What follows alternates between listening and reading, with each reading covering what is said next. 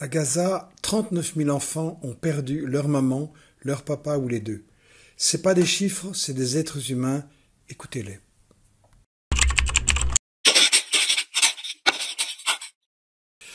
Des enfants se réveillent un matin en pleurant, sans entendre personne les appeler par leur prénom. Plus de mère pour les coiffer, plus de père pour soutenir leur dos. Ils couraient après les papillons, les voilà qui courent derrière les ambulances. Ils apprennent les noms des morts à la place des lettres, dessinent des cimetières à la place des fleurs.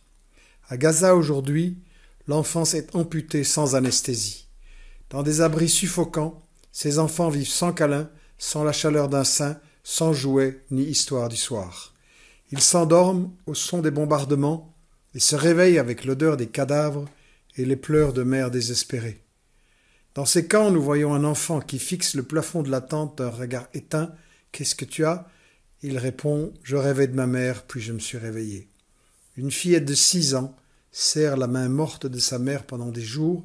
Cet enfant ne cesse de demander « Pourquoi maman ne se réveille pas? Pourquoi a-t-elle froid ?» Voilà. Comme vous, j'ai pleuré en entendant ce témoignage bouleversant du Palestinien Abou Amir, présenté sur le site Investigation.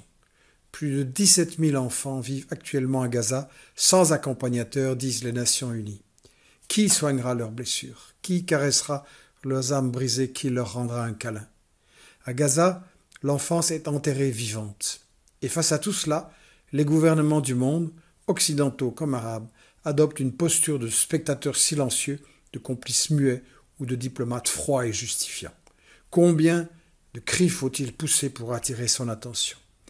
Ma réponse à ce témoignage bouleversant, c'est ce silence, c'est parce que pour les actionnaires des grandes multinationales, commerce avec Israël, pétrole, gaz, domination mondiale sur les marchés, tout cela importe beaucoup plus pour eux que 17 000 orphelins.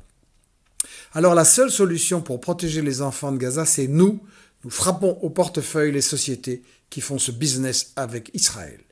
Pour commencer, interpellez Carrefour. Sur son site, il affiche carrément sa collaboration. Regardez, intelligence artificielle, c'est le truc qui permet de cibler les Palestiniens à assassiner. Et voyez les soldats génocidaires qui reçoivent de Carrefour des colis cadeaux. Sur Carrefour, il existe un très bon rapport de l'association France-Palestine Solidarité et des syndicats français. Ce week-end, nous avons tenu des ateliers de réflexion avec une trentaine d'assauts solidaires. Nous avons décidé d'intensifier la pression en organisant samedi 24 mai des actions devant un maximum de carrefours dans un maximum de villes. Joignez-vous, amenez vos amis ou même organisez une protestation dans votre ville et promettons de revenir tant que Carrefour n'aura pas reculé. On ne peut pas faire ses courses tranquillement chez un massacreur d'enfants. Intéressé de participer à ces actions, contactez-moi, je transmettrai aux organisateurs. La bataille de l'info, notre bataille à tous, est indispensable pour arrêter ces crimes. Merci.